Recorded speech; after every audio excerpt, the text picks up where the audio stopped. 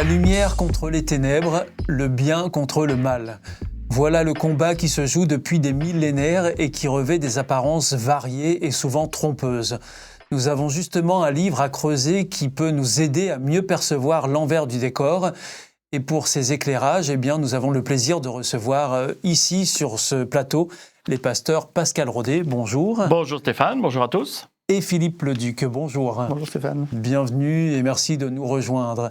Et nous commençons d'emblée à nous interroger sur deux témoins de la lutte qui s'opère entre le bien et le mal, que sont l'Ancien et le Nouveau Testament. Alors, je me tourne tout de suite vers vous, pasteur Philippe Leduc.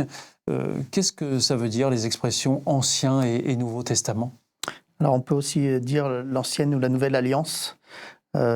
C'est pour marquer une vraie différence entre la première partie de la Bible et la deuxième. C'est essentiellement la venue de Jésus sur terre qui marque le début de cette nouvelle alliance. Et Jésus va préciser qu'il n'est pas venu pour abolir tout, mais pour accomplir.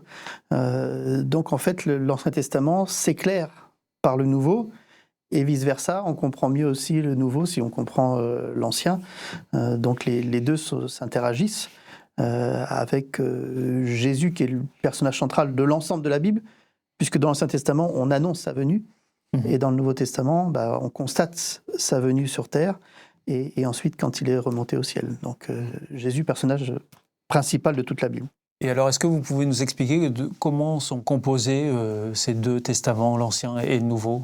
Il y a un certain nombre de livres à l'intérieur. Oui, il a fallu à un moment donné statuer et préciser ce qu'on appelle le canon. Oui. Le canon, c'est la règle qui permet de séparer les mauvais livres des bons livres. Ah, il y avait des mauvais livres et des bons livres. Oui, parce que de tout temps, quand il y a du succès dans certaines choses, il y a des faussaires qui sont derrière et qui essayent d'imiter.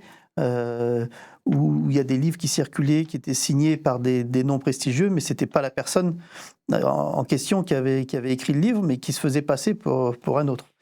Et on est dans le domaine de la théologie, des choses qui concernent Dieu. Donc à un moment donné, les spécialistes religieux se sont dit il faut vite qu'on arrive à faire le tri et qu'on arrive à fixer les livres qui sont reconnus comme fiables et les autres.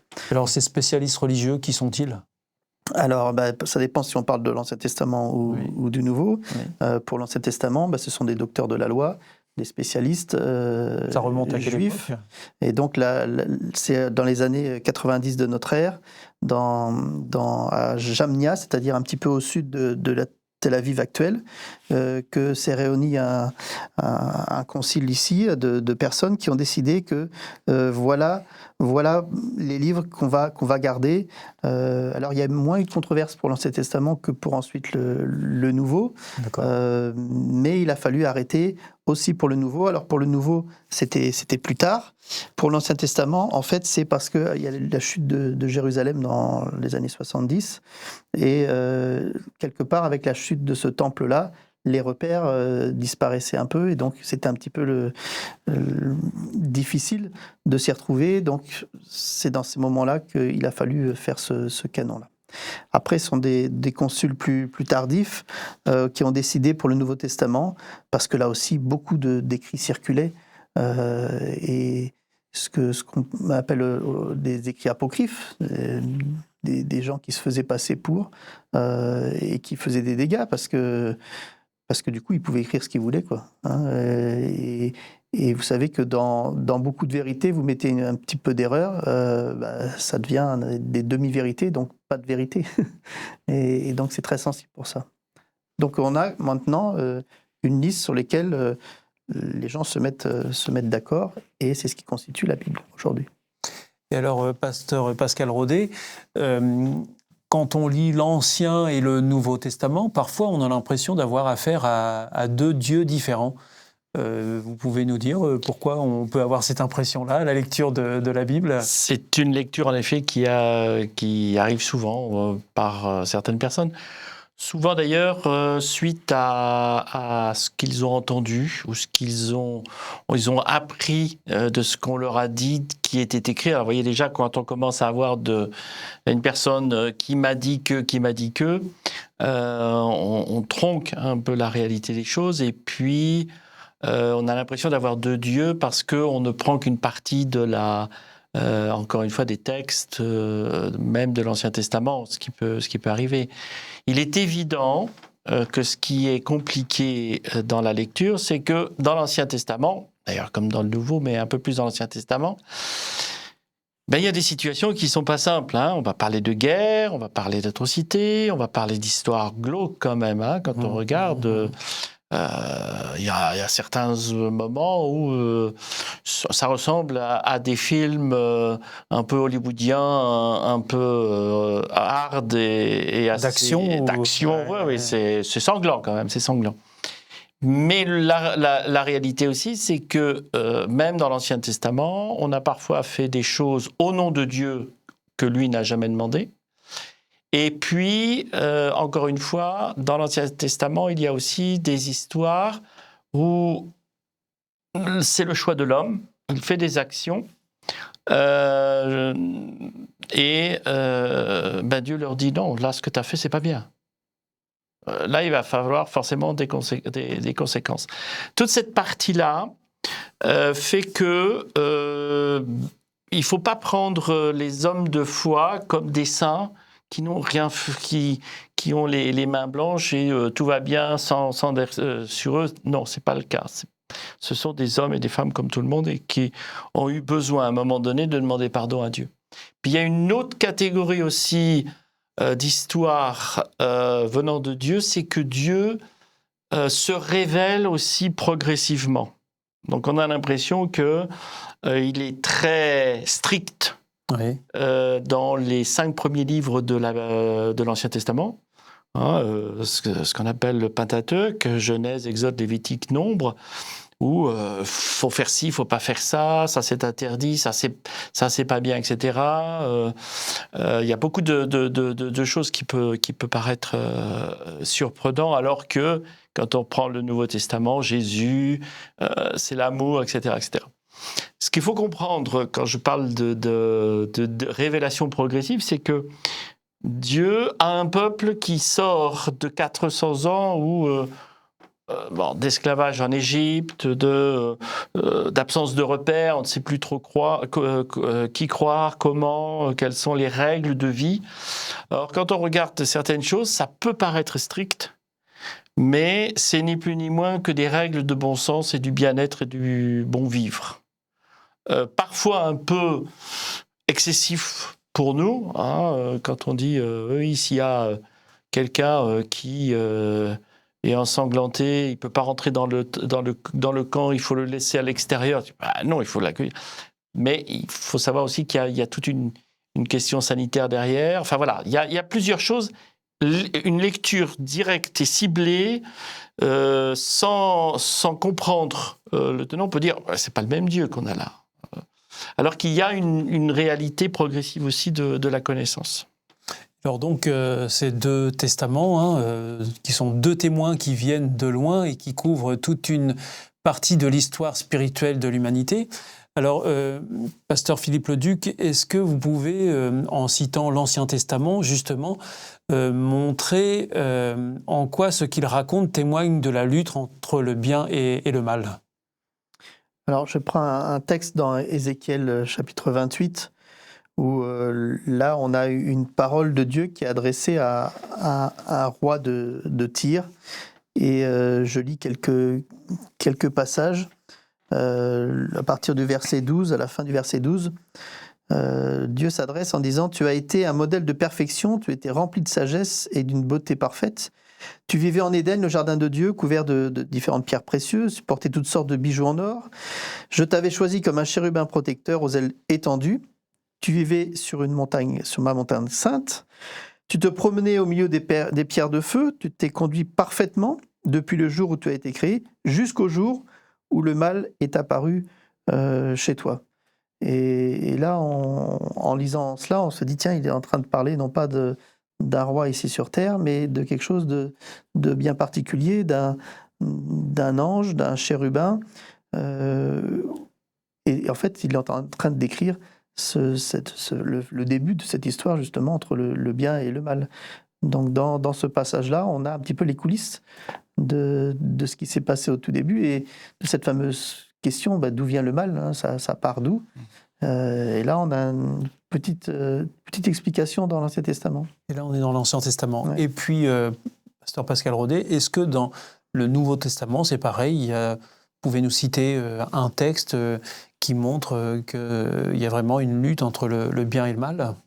Il y en a plusieurs de textes. Il y en a un qui va reprendre une continuité un peu de ce que Philippe nous a dit. On se retrouve ici dans l'évangile de Matthieu où nous avons Jésus qui est dans le désert. Hein. C'est le moment où il est 40 jours dans le désert.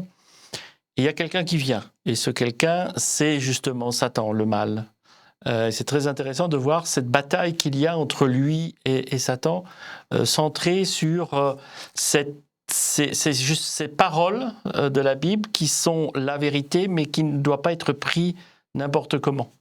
Je vais lire donc à partir de la première question ou tentation de Satan, où il dit « Si tu es le Fils de Dieu, dis à ces pierres, changez-vous en pain. » Jésus lui répond, « Dans les livres saints, on lit « Le pain ne suffit pas à faire vivre l'homme. Celui-ci a besoin aussi de toutes les paroles qui sortent de la bouche de Dieu. » Alors l'esprit du mal emmena Jésus à Jérusalem, la ville sainte. Il le plaça au sommet du temple et lui dit, « Si tu es le Fils de Dieu, jette-toi en bas. En effet, dans les livres saints, on dit, Dieu commandera à ses anges de te porter dans leurs bras pour que tes pieds ne me heurtent par les pierres. » Jésus lui répond, « Dans les livres saints, on lit aussi, tu ne dois pas provoquer le Seigneur ton Dieu. » Et il y a une dernière altercation qui se produit. On se retrouve ici dans un match de ping-pong, entre guillemets, entre Jésus et le diable, où le diable utilise des textes à son profit, des morceaux de la Bible, pour essayer de convaincre Jésus de faire quelque chose qu'il n'a pas envie. Mais Jésus, calmement, reprend la même chose en disant « Ok, tu as lu ça, mais n'oublie pas qu'il y a ça aussi. » Et tu ne peux pas prendre un morceau de texte en essayant de croire que je vais te suivre, alors qu'il y a d'autres textes qui me disent « Non, tu ne peux pas provoquer Dieu comme ça. Non, tu ne peux pas, sous prétexte que tu as faim, claquer des doigts pour faire de ces pierres du pain. » Et qu'il y a aussi le texte, la parole de Dieu qui est une nourriture et qui est ça. Tu ne peux pas me provoquer ou tu ne peux pas essayer de me dire de faire des choses que je n'ai pas envie. Donc ça, c'est une image assez forte dans le Nouveau Testament. Et alors pour terminer, j'aimerais qu'on s'arrête sur les pièges qui sont devant les croyants, qui sont dans une église dominante, comme ça a pu l'être à l'époque du catholicisme au Moyen-Âge. Et puis, à contrario, quels sont aussi les pièges dans une société où l'athéisme domine, justement. Est-ce que vous pouvez nous en parler, pasteur Philippe Leduc? Les pièges, c'est les pièges de toutes les choses qui sont dominantes par rapport aux autres. C'est-à-dire que ça peut être le risque d'écraser l'autre parce qu'on est très grand, très fort en volume. Donc d'accepter l'autre, même si il est moins représenté, même si sa voix porte moins. Voilà, quand on est dans quelque chose de dominant, on a toujours ce risque de se croire supérieur aux autres et de pouvoir imposer aux autres ce que nous croyons nous-mêmes. Et la grosse difficulté, la grosse crainte, c'est priver l'autre de sa liberté, tout simplement, sa liberté de croire ou de ne pas croire. Et c'est ce qu'on appelle aussi l'intégrisme, et qui donne des choses épouvantables encore de nos jours. Ceux qui ils veulent peut-être faire des choses avec des bonnes intentions, quoique certains c'est aussi des mauvaises intentions, mais certains le font avec des bonnes intentions, mais le résultat est catastrophique, parce que vouloir imposer par la force à quelqu'un d'autre quelque chose, c'est une violation de sa conscience, donc c'est le risque. Et puis je crois que le risque d'être majoritaire, quelque part, et à n'importe quelle époque, il n'y a pas de différence là-dessus, c'est que c'est devenu une institution. Et qui dit institution, pour être représenté, il faut que j'appartienne. Ce qui signifie qu'à un moment donné, je n'appartiens plus à une église parce que je crois, mais parce que ça va me permettre d'être au-dessus de tous les autres, puisque je suis majoritaire. Et ça, c'est déjà la mauvaise raison, j'ai envie de dire ça. On parlait du Moyen-Âge avec le catholicisme, c'était ça. À l'époque, il y avait beaucoup de chrétiens catholiques, fervents, qui avaient une foi forte, qui avaient envie de vivre l'évangile par rapport à tout ce qui est la pauvreté ou des choses comme ça, où il fallait donner. Mais il y en a d'autres qui en ont profité parce que, au départ, le fait d'être dans l'Église catholique était plus pour eux une source de revenus qu'une foi. Mmh. Et ça c'est dès que ça commence à être un peu une foi dominante ou une Église dominante, on tombe sur des gens qui profitent du système, mais qui n'ont pas adhéré vraiment à la foi et au cœur même de la raison de la foi. Et alors, comment tenir bon, justement, quand on est concerné, et pour ne pas tomber dans ces pièges, Pasteur Philippe Leduc? J'ai tendance à dire le retour aux sources, donc à la parole de Dieu, à la Bible. Hein, c'est bien l'instant Bible. Et on parlait d'Ancien et Nouveau Testament, donc tout se tient. Quand les idées un petit peu se brouillent, on a la chance d'avoir accès à ce livre. Donc, allez vérifier ce que j'entends, ne pas forcément croire sur parole tout ce qu'on me dit, parce qu'il y a des fois des gens qui disent n'importe quoi. Donc, allez à la source et vérifier.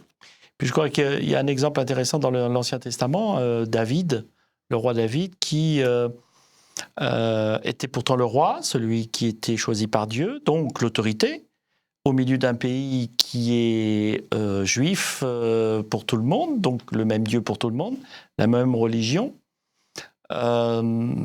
jusqu'au jour où il fait une grosse bêtise, hein, il couche avec la femme d'un autre, et comme il ne veut pas que ça se sache, il fait tuer son mari, enfin la totale. On pourrait dire, on dit rien, il se tait. Non, Dieu n'est pas d'accord. Dieu dit, tu sais ce que tu as fait? Alors maintenant, tu remets les pendules à l'heure. Je pense que c'est ça qui va faire la différence. C'est-à-dire que même si on se sent dans un endroit où on est dans une église, la vérité, etc., on n'est pas exempt de devoir se remettre en question pour dire « ce que j'ai fait là n'est pas bien ».